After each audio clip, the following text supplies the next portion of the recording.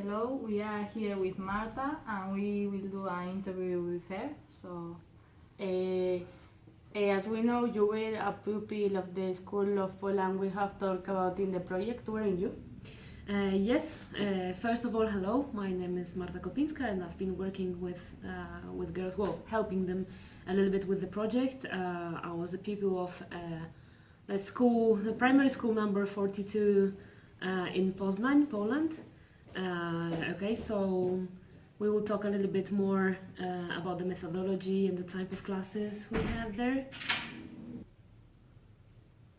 What was the methodology used in your classroom? Do you think it was the appropriate one? If not, what would you change? Well, I think this is a difficult question because the methodology was quite a traditional one, let's say. I started my primary school back in 1990, okay, so a few years ago, let's say. So the methodology that at that time and nowadays we can say it continues to be the same. So you can imagine like pupils sitting in pairs with their tables and not moving around really. And well, the teacher was the protagonist of the class, and we were, acquiring knowledge and then reproducing it in the exams.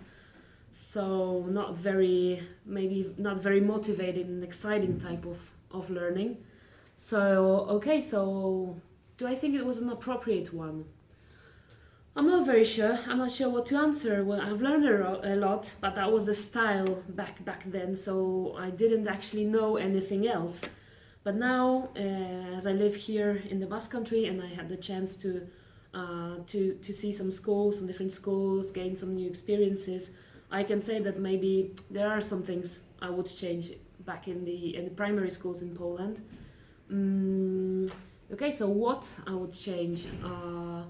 Well, the approach they have, basically, so not let it be the teacher-based, but the students-based. Okay, so to switch the focus more on the students, give them more a little bit more of autonomy. I would promote more group work as well, cooperative work.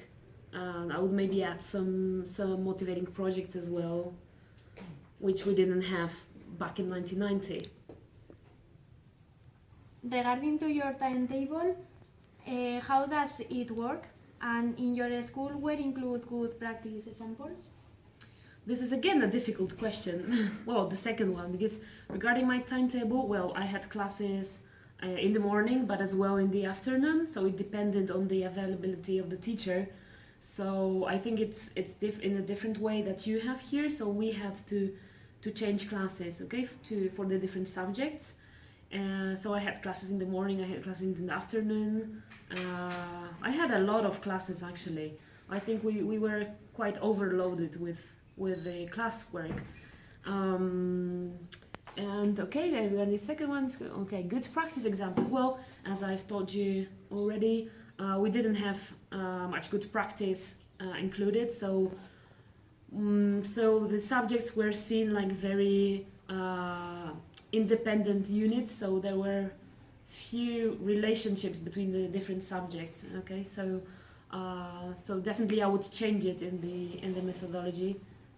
That would include as well some kind of exchanges with different schools or maybe different countries, or I would have preferred more interesting practices back in my times. I think nowadays there is maybe more tendency for the good practice implementation, but there is still a lot of things to be done in primaries in Poland. And to finish with, can you tell us something about your experience with languages? Have you used them in your daily life?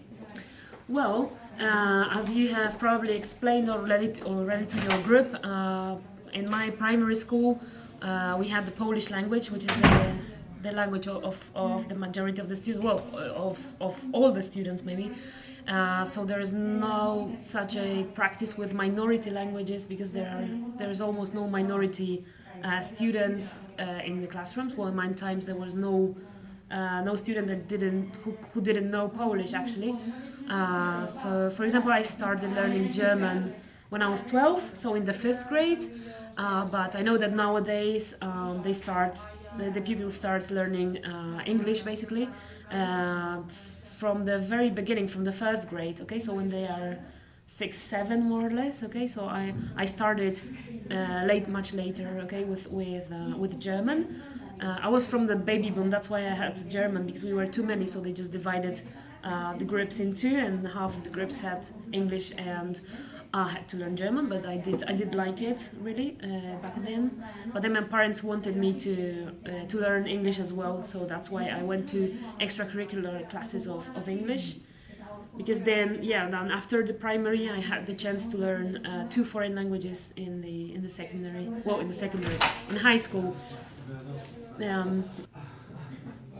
Well, I've just told that I did the primary, secondary in one school, because in my times that was like 8 years of primary school, like the BUB back in sometimes here as well. Okay, so 8 years in a row in the same school. And then you could go to the high school or to the vocational training. Okay, that's why I said primary, secondary, because it was like 8 years together. Okay. Thank you. Thank you very much. Thank you.